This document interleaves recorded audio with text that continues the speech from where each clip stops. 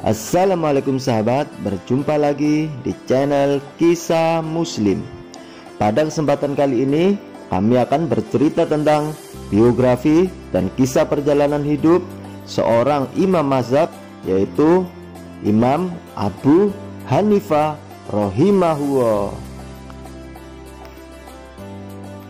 Nu'man bin Thabit bin Zuta bin Mahan At-Taimi, atau lebih dikenal dengan nama Abu Hanifah, lahir di Kufah, Irak pada tahun 80 Hijriah atau 699 Masehi, dan meninggal di Baghdad, Irak tahun 148 Hijriah atau 767 Masehi.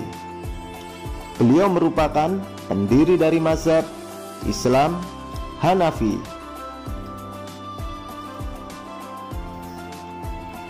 Abu Hanifah juga merupakan seorang tabi'in, generasi setelah para sahabat Nabi, karena dia pernah bertemu dengan salah seorang sahabat Rasulullah SAW yang bernama Anas bin Malik, dan beberapa peserta perang Badar yang dimuliakan oleh Allah Subhanahu wa Ta'ala, yang merupakan generasi terbaik Islam. Dan beliau juga meriwayatkan hadis darinya serta sahabat Rasulullah SAW lainnya. Imam Hanafi disebutkan sebagai tokoh yang pertama kali menyusun kitab fikih berdasarkan kelompok-kelompok yang berawal dari kesucian atau toharo, sholat, dan seterusnya, yang kemudian diikuti oleh ulama-ulama sesudahnya, yaitu seperti Imam Malik bin Anas, Imam Syafi'i, Abu Dawud, dan Imam Bukhari.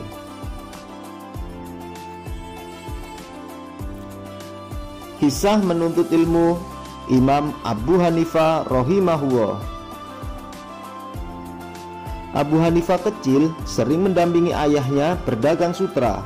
Namun tidak seperti pedagang lainnya, Abu Hanifah memiliki kebiasaan pergi ke Masjid Kufah. Karena kecerdasannya yang gemilang itu, ia mampu menghafal Al-Quran serta ribuan hadis. Sebagaimana putra seorang pedagang, Abu Hanifah pun kemudian berprofesi seperti bapaknya. Ia mendapat banyak keuntungan dari profesi ini.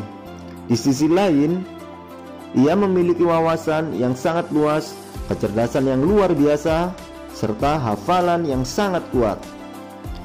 Beberapa ulama dapat menangkap fenomena ini, sehingga mereka menganjurkannya untuk pergi berguru kepada ulama seperti ia pergi ke pasar setiap hari. Pada masa Abu Hanifah menuntut ilmu, Irak termasuk Kufah disibukkan dengan 3 halaqah keilmuan. Yang pertama, halaqah yang membahas pokok-pokok akidah.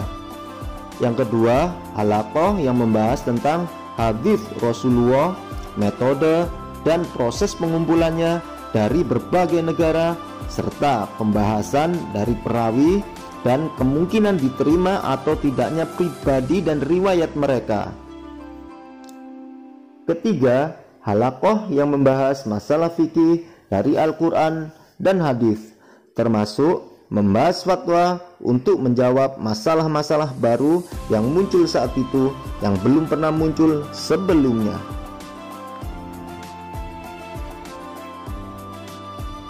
Abu Hanifah melibatkan diri dalam dialog tentang ilmu kalam, ilmu tauhid, dan metafisika. Beliau menghadiri kajian hadis dan periwayatannya, sehingga ia mempunyai andil besar di dalam bidang ini. Setelah Abu Hanifah menjelajahi bidang-bidang keilmuan secara mendalam, ia memilih bidang fikih sebagai konsentrasi kajiannya. Ia mulai mempelajari berbagai permasalahan fikih dengan cara berguru kepada salah satu syekh ternama yang ada di kota Kufah. Ia terus menimba ilmu darinya hingga selesai. Sementara Kufah saat itu menjadi tempat domisili bagi para ulama fikih di Irak. Abu Hanifah sangat antusias dalam menghadiri dan menyertai gurunya. Hanya saja ia terkenal sebagai murid yang banyak bertanya dan banyak berdebat, serta bersikeras mempertahankan pendapatnya, terkadang menjadikan Syekh kesal padanya. Namun karena kecintaannya pada sang murid, ia selalu mencari tahu tentang kondisi perkembangannya. Dari informasi yang ia peroleh, akhirnya sang Syekh tahu bahwa ia selalu bangun malam, menghidupkannya dengan sholat dan tilawah Al-Quran. Karena banyaknya informasi yang ia dengar, maka Syekh menamakannya Al-Watad. Selama 18 tahun, Abu Hanifah berguru kepada Syekh Hammad bin Abu Sulaiman. Saat itu ia masih umur 22 tahun. Karena dianggap telah cukup, ia mencari waktu yang tepat untuk bisa mandiri.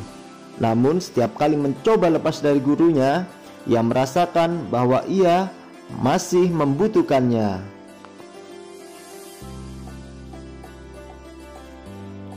Kisah Imam Abu Hanifah menjadi ulama.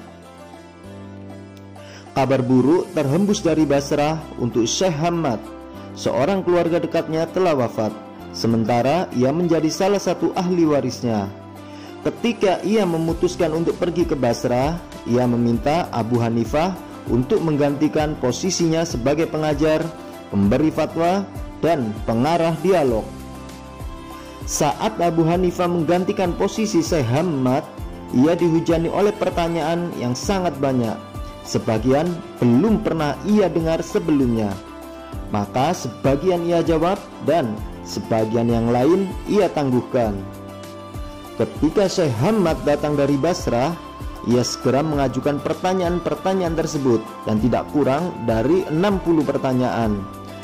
40 pertanyaan diantaranya sama dengan jawaban Abu Hanifah dan berbeda pendapat dalam 20 jawaban. Dari peristiwa ini, ia merasa bahwa masih banyak kekurangan yang ia rasakan. Maka ia memutuskan untuk menunggu sang guru di halaqah ilmu, sehingga ia dapat mengoreksikan kepadanya ilmu yang telah ia dapatkan serta mempelajari yang belum ia ketahui.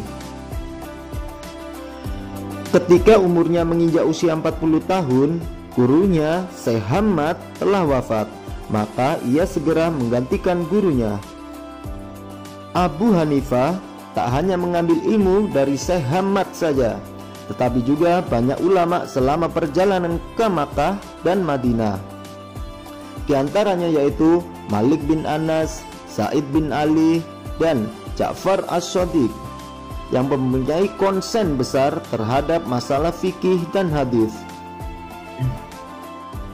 Imam Abu Hanifah diketahui telah menyelesaikan 600.000 perkara di dalam bidang ilmu fikih dan dijuluki Imam Al-A'zam oleh masyarakat karena keluasan ilmunya.